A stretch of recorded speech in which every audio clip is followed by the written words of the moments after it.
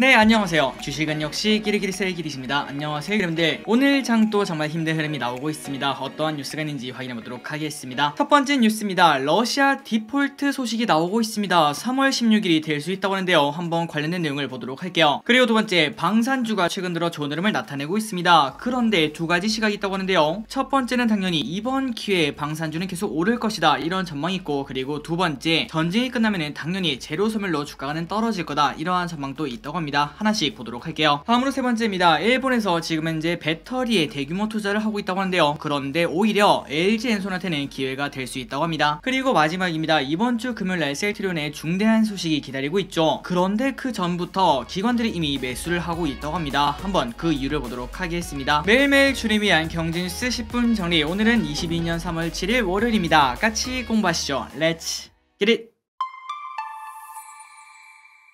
주간 증시 전망을 한번 보도록 하겠습니다. 우크라이나발 불확실성 지속, 대선 이후 수혜 업종 주목. 이번 주에도 당연히 기름들이 예상하시다시피 러시아 그리고 우크라이나 사태의 불확실성이 지속될 전망이라고 합니다. 다만 미국 연방준비제도의 긴축 강도가 낮아질 가능성이 보임에 따라 국내 증시 상승 요인으로 작용할 수 있다는 분석이 나온다고 합니다. 그렇다면 첫 번째 소리는 알겠는데 두 번째가 무슨 소린가 봤더니 오는 15, 16일 다음 주죠. 다음 주에 FOMC가 열리는데 그때가 오히려 시장 불확실성 해소 차원으로 받아들일 수 있다고 합니다. 그렇다면 증시가 올라갈 수 있다는 소리가 되겠죠. 일단 지금 봤을 때는 이번 주도 쉽지 않겠다, 이런 생각이 드는데, 그런데 다음 주에는 바닥을 딛고 올라갈 수 있는 그러한 기회가 현재 존재한다고 합니다. 그리고 오는 9일 당장 이틀 뒤죠. 한국 대통령 선거가 예정되어 있는데요. 대선 결과가 어떻게 나올지는 당연히 모르겠지만, 그런데 대선 이후 내수 부양이 유리하게 작용할 수 있는 내수 소비 업종, 그리고 코로나19 확산세 진정 이후 엔데믹 전환 수혜를 기대할 수 있는 업종이 누가 당선이 되든 이 두 개 다 전부 다 긍정적이라고 생각을 해볼 수 있다고 합니다. 그래서 결국은 일단 이번 주 목요일엔 선물옵션 만기일도 있고, 그리고 플러스 아직까지도 지정학적 리스크가 존재한다고 볼 수 있습니다. 그러나 다음 주에는 FOMC 회의가 있기 때문에 여기 전으로 불확실성 완화가 될 수 있다, 이렇게 볼 수 있다고 합니다. 그리고 마지막으로는 이제 대선이 끝났으니까 엔데믹 전환 수혜를 기대할 수 있는 업종, 이거를 공부하라고 하는데, 그렇다면 우리가 지금 딱 생각했을 때 여행 관련주가 가장 빛난다고 볼 수 있겠죠. 그런데 그 안에 있는 항공주 같은 경우에는 지금 현재 유가가 너무나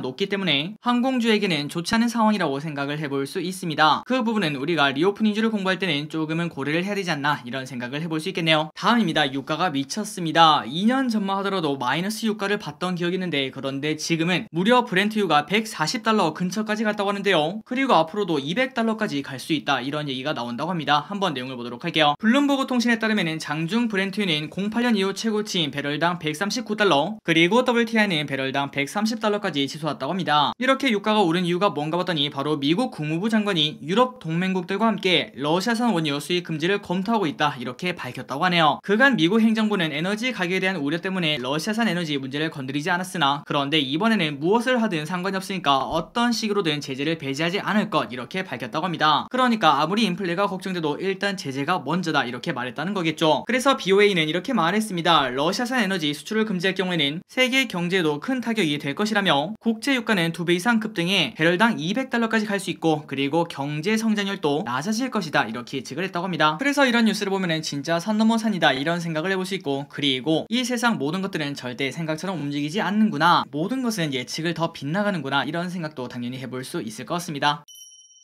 다음 소식입니다. 방금 봤다시피 유가도 쭉쭉 오르고 있고, 그 다음에 핵전쟁이니 뭐니 이런 얘기도 나오다 보니까 금값도 엄청나게 치솟고 있다고 합니다. 한돈당 30만원이 눈앞이라고 하네요. 불안한 국제 정세 속 안전자산에 대한 선호 심리가 강화되면서 금값이 역대 최고치에 근접을 하고 있습니다. 국제 금 시세는 지난 20일 1년의 최고치를 돌파했으며, 지속될 경우에는 역대 최고치를 갈아치울 수 있다는 관측이 나온다고 한데요. 그리고 금뿐만 아니라 러시아발 리스크에 민감한 원자재들은 주간 상승률 평균 39%, 진짜 폭등이죠. 이 정도에 달았으며, 그리고 리스크 민감도가 낮은 상품까지 동반 상승하고 있다고 합니다. 그리고 또한 사람들의 이동도 정말 많아지고 있다고 합니다. 전쟁 장기화에 접어들 수 있다, 이런 우려에 양국을 빠져나가는 이들도 늘고 있습니다. 캐나다는 러시아에 체류하는 자국민에 대해서 출국 권고를 내렸으며, UN 난민기구는 러시아 침공 이후 130만 명이 우크라이나를 떠난 것으로 현재 추정이 된다고 합니다. 그러니 결국 전쟁이 정말 많은 걸 바꾸고 있다, 이렇게 볼 수 있겠죠. 다음입니다. 그런데 그 와중에 조금 좋은 소식이 오후에 나왔습니다. 한번 보도록 할게요. 우크라 대표단 3차 협상에서 나토 나토 가입하는 모델 논의 가능. 우크라이나 대표단 측이 북대서양 조약기구 나토에 들어가지 않고 미국과 중국 등이 개입하는 또 다른 안보 동맹을 만들어 거기에 가입하는 방안을 논의할 수 있다 이렇게 밝혔다고 합니다. 그러니까 러시아가 이렇게 들어온 이유는 바로 나토 때문인데 그 나토에 들어가지 않겠다 이렇게 말한다는 거겠죠. 그러나 그 대신에 이러한 얘기를 한다고 한데요. 서방 국가들과 함께 러시아와 중국들이 포함된 독자적인 집단 방위 기구를 만든다면 협상할 의지가 있다 이렇게 말하는 것과 같다고 합니다. 그러나 그 와중에 다른 것에 대해서는 완전 못을 박은데요. 그건 바로 영토 문제입니다. 영토 문제에 대해서는 러시아와 절대 탈분 없다며 단호한 태도를 나타냈다고 합니다. 다음입니다. 또 새로운 악재가 눈앞에 있습니다. 러시아 디폴트 임박 3월 16일 선언할 가능성 커. 오늘 16일 러시아의 국채 상환일이 도래를 한다고 합니다. 7억 달러에 달한다고 하는데요. 그런데 JP모건은 달러가 바닥난 러시아가 결국 디폴트를 선언할 것으로 예상을 한다고 합니다. 물론 이론적으로는 충분한 외환 보유에 6,400억 달러가 있으나 그런데 서방이 자산을 동결했기 때문에 상환하지 못한다고 볼 수 있겠죠. 그러나 물론 상환하지 못한다고 해도 30일간의 유예 기간이 있으며 그렇기 때문에 3월 16일이 아니라 4월 15일까지 그때까지 전부 다 상환을 해야 되는데 그런데 만약에 이때 상환하지 못한다면 최종 디폴트 처리가 될 수 있다고 합니다. 그리고 그 와중에 세계적 신평사들은 러시아의 등급을 정크로 부여하며 무디스의 경우에는 디폴트 직전인 CA 등급으로 강등을 시켰다고 합니다. 그러니까 진짜 러시아 상황이 좋지 않다는 거겠죠. 그리고 그 와중에 이게 또 문제인데요. 루블화는 전쟁 이후에 약 70%나 폭락했으며 그 말을 다시 말하자면 대외 부채가 그만큼 또 늘어났다는 소리입니다. 그러니 지금 러시아 입장에서는 진짜 진퇴양난이라고 생각을 해볼 수 있겠죠. 물론 이 와중에 루블화 가치가 엄청나게 폭락했으니까 야 수출에는 좋겠다 이런 생각을 해볼 수 있는데요. 그런데 문제가 있습니다. 러시아가 자국 내에서 만들어서 수출하는 제품은 의미 있는 게 무기밖에 없다고 합니다. 그런데 무기를 갖다 팔 수는 없겠죠. 그렇기 때문에 루블화가 이렇게 폭락해도 이득 보는 거는 하나도 없는데 그 반면 소비재를 많이 수입하는 러시아 같은 경우에는 환율 폭등에 따라 부채 상환 부담만 가중되고 있다고 합니다. 그렇다면 과연 러시아는 어떠한 대응을 보여줄까요? 자, 이쯤 되면은 저 기릿은 솔직히 이해가 가지 않습니다. 분명 러시아도 똑똑한 사람들이 많을 거고 계산기를 당연히 두드려보고 이런 행동을 했을 텐데요. 그런데도 지금까지 러시아가 얻은 거는 딱히 없고 잃는 것만 정말 많은 것 같습니다. 과연 러시아가 진짜 원하는 건 뭘까요? 자, 다음입니다. 월가 방산주 전망 엇갈려 구조적 성장 기대 아니면 오래 못 가. 러시아의 우크라이나 침공으로 인해 증시가 변동성을 보고 있는 가운데 방위산업주가 몸값을 올리고 있다고 합니다. 현재 미국의 항공우주국방 ETF XAR이 한 달 동안 11%나 상승한 바 있다고 합니다. 그리고 그 와중에 당연히 미국 증시는 빠지고 있었죠. 그리고 플러스 이번에 중요한 특징 중 하나로 꼽히는 것이 바로 사이버 전쟁인데요. 여기에 따라 정보보안 펀드도 현재 오름세를 보이고 있다고 합니다. 티커명 IHAK와 그 다음에 CIBR 각각 3.1%, 5% 상승한 바 있다고 합니다. 그래서 결국 방위산업주 그 다음에 정보보안 펀드 여기에 관련된 ETF가 현재 좋은 흐름을 나타내고 있는데 그런데 일부 애널리스트들은 이 같은 방산주 강세가 오래가지 못할 거다 이러한 평가를 내놨다고 합니다. 그렇다면 그 이유가 뭔가 봤더니 통상적으로 지정학적 리스크가 증시에 주는 영향은 단기적이고 제한적이라며 그렇기 때문에 언젠가는 이 지정학적 리스크가 끝날 거고 그때는 재료 소멸로 주가가 빠진다 이렇게 볼 수 있다는 거겠죠. 그런데 그 보면 일각에서는 방산주와 사이버 보안주가 반짝 성장이 아니라 구조적 성장을 이어나갈 것이라는 의견도 제기가 된다고 합니다. 그리고 그 근거 중에 하나는 러시아가 우크라이나를 침공하면서 방산기업들이 국방 예산을 얻는데 도움이 된다고 합니다. 그러니까 많은 나라들이 국방에 관련된 예산을 늘린다고 생각을 해볼 수 있겠죠. 그렇다면 그 돈이 다 어디로 갈까요? 맞습니다. 방산주로 가겠죠. 자, 기리분들은 어떻게 생각하십니까? 과연 재료 소멸로 끝날까요? 아니면 구조적 성장을 할까요? 한번 고민해보신 것도 괜찮을 것 같습니다.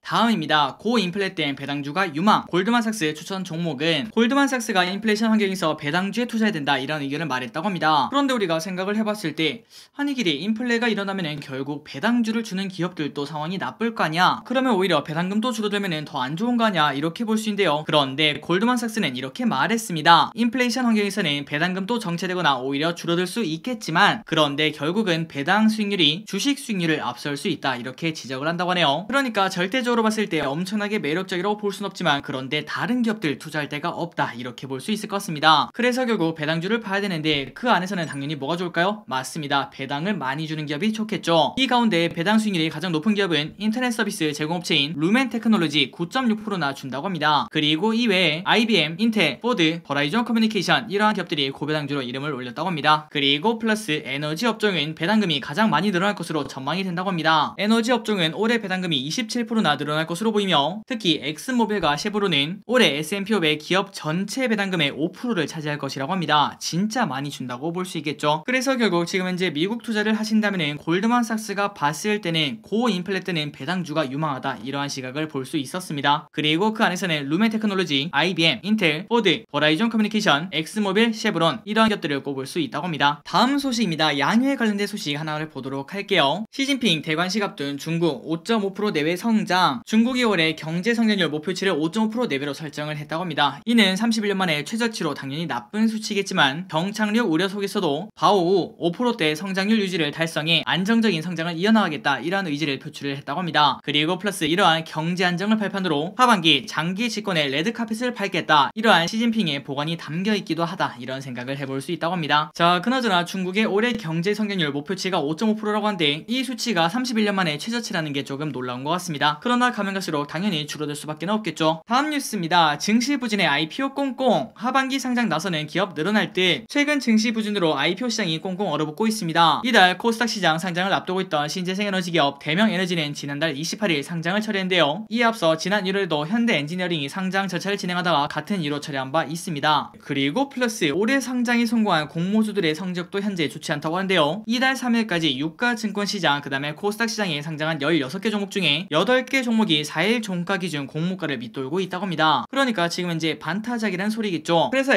SK증권연구원은 상장을 준비하는 기업들이 적정 가치를 받기 위해서 지금 같이 장이 안 좋을 때는 상장하지 않으려고 한다고 합니다. 그렇다면 결국 상반기에 계획을 잡았던 기업들도 하반기로 조금은 미룬다고 생각을 해볼 수 있겠죠. 적절한 공모가를 평가받기 위해서 눈치 싸움을 벌일 것이라고 볼 수 있다고 합니다. 자, 그래서 그런지 확실히 공모주가 조금 줄어든 느낌이 들긴 합니다. 이번 주에도 청약할 게 하나밖에 없죠. 바로 관련된 뉴스를 보도록 할게요. 이번 주 공모주 청약 유일 로보틱스 유일하게 한 가지가 있는데 바로 이거라고 합니다. 이달 둘째 주 공모 시장에는 이번 주죠. 생산 자동화 로봇 토탈솔루션 기업 유일 로보틱스가 공모주 청약을 진행을 한다고 합니다. 그리고 특히 수요예측 참여 기간 중 99.9%가 희망 범위 상단 이상으로 공모가를 적어냈으며 그리고 11,000원 이상을 제시한 기관도 94%에 달했다고 합니다. 그러니까 많은 기관들이 이 기업은 11,000원 이상의 가치가 있어요 이러한 인증서를 발급했다고 볼 수 있겠죠. 그런데 그 와중에 공모가가 만원이니까 당연히 청약을 해야 된다고 생각을 해볼 수 있습니다. 참고로 이 회사는 유일 로보틱스 딱 봐도 로봇에 관련된 기업이죠. 그리고 회사는 뚜렷한 성장세를 보이는 로봇 및 자동화 시장에 대응하기 위해서 직교 로봇과 다관절 로봇 그리고 협동 로봇 공급을 산업용 로봇 전 분야로 확대할 계획이라고 합니다. 자, 유일 로보틱스 오늘 내일 그리고 한국투자증권에서 청약이 가능하니까요. 한번 기분들 고민을 해보시면 좋을 것 같습니다. 다음입니다. LG엔솔에 관련된 뉴스를 한번 보도록 하겠습니다. 일본 전기차 그 다음에 배터리 속도 내봤자 LG엔솔 오히려 기회라고. 일본이 전기차 배터리 시장 공략에 속도를 내고 있지만 한국의 성장세를 가로막을 정도의 파급력을 갖추기 힘들 것이다 이러한 분석이 나온다고 합니다. 그리고 그 와중에 수혜가 될 수도 있다 이러한 전망도 나온다고 하는데요. 한번 보도록 할게요. 일본은 내연차 시장에서 보여온 존재감과 달리 전노화가 늦어지고 있습니다. 자, 우리가 알고 있는 내용이랑 조금 다르죠. 일본은 그 하이브리드 빨리 하고 그 다음에 거기에 강점이 있으니까 전기차도 잘하지 않나 이런 생각을 당연히 해볼 수 있는데요. 그런데 중요한 게 내연차와 전기차의 중간 단계인 하이브리드와 플러그인 하이브리드 이 인기가 한동안 이어질 것이라고 일본은 판단을 하고 있었다고 합니다. 그런데 갑자기 코로나가 터지면서 전기차 시대가 도래라니까 일본은 오히려 전노화가 늦어지고 있는 그러한 상황이라고 합니다. 그래서 그 와중에 일본인이 배터리 기업 파나소닉이 테슬라를 겨냥해 북미에 배터리 공장을 신설할 계획이다 이렇게 밝혔습니다. 그래서 그 와중에 LG엔솔이 위축될 수 있다 이러한 전망이 나왔는데 그런데 배터리 업계는 전혀 그렇지 않다 이렇게 말하고 있다고 합니다. 게다가 그 와중에 오히려 수혜가 될 수도 있다고 하는데 그 이유가 뭔가 봤더니 바로 일본의 상황이랑 한국의 상황이 정반대라서 그렇다고 합니다. 일본 같은 경우에는 다수의 완성차 업체와 그 다음에 소수의 배터리 기업이 공존하는데 그러나 그 반면 우리나라는 소수의 완성차 기업과 그 다음에 다수의 배터리 업계가 경쟁하기 때문에 우리나라에 부족한 완성차 기업 숫자를 일본이 그거를 메꿀 수 있다 이러한 생각을 해볼 수 있겠죠. 그렇기 때문에 파나소닉이 북미에 배터리 공장을 신설한다고 해도 LG엔솔에게는 큰 타격이 없고 오히려 그 와중에 수혜를 볼 수 있는 그러한 환경도 마련이 된다고 합니다. 그나저나 이러한 뉴스가 아무리 나와도 현재 지정학적 리스크가 저러니까 증시가 힘이 없는 상황이죠. 언제가 될진 모르겠지만 자고 일어나면 깜짝 놀랄 만큼 모든 게 끝났다 불확실성 해소다 이러한 뉴스가 꼭 나와 있었으면 좋겠습니다. 다음입니다. 정말 많은 사람들이 기다리는 뉴스라고 볼 수 있겠죠. 이번 주 금요일날 셀트리온이 운명의 날을 앞두고 있는데 그 와중에 금융투자는 불확실성 해소에 베팅을 하고 있다고 합니다. 관련된 내용을 한번 보도록 하겠습니다. 금융당국이 셀트리온의 분식회계 의혹에 대한 최종 결론을 앞두고 증권사 등 금융 금융투자업계가 셀트리온 주식을 적극 사들이고 있는 것으로 나타났다고 합니다. 자, 지난달 25일부터 전날까지 금융투자사들은 셀트리온 주식을 124억 원이나 순매수를 하며 삼성전자 다음으로 2등으로 많이 사들였다고 한대요. 그런데 우리가 이걸 봤을 때 이거 124억 원이면 너무 적은 거 아닙니까? 이렇게 볼 수 있지만, 그런데 금융투자업계는 이 기간 동안 무려 1,400억이나 매도하며 오히려 전체 증시를 내던지고 있는 상황이라고 합니다. 그런데 그 와중에 이 정도 매수는 충분히 의미가 있다고 볼 수 있겠죠. 그리고 키움증권연구원 또 이렇게 말했습니다. 셀트리온의 감리 일정이 결과를 예상하기 어려워 지속 관망세가 이어지고 있지만, 그러나 결국 이번 주 금요일날 제재 여부 등이 결정되면 불확실성 해소로 작용할 것으로 보인다, 이렇게 말을 했다고 합니다. 그런데 다만 제재 수준이 아직까지는 확정을 할 수는 없기 때문에 이왕이면 확인하고 접근할 필요가 있다, 이렇게 조언을 했다고 합니다. 자, 과연 셀트리온 이번 주 금요일날 어떤 결과가 나올지, 그리고 주가는 어떻게 반영이 될지 관심있게 지켜봐야 될 것 같습니다.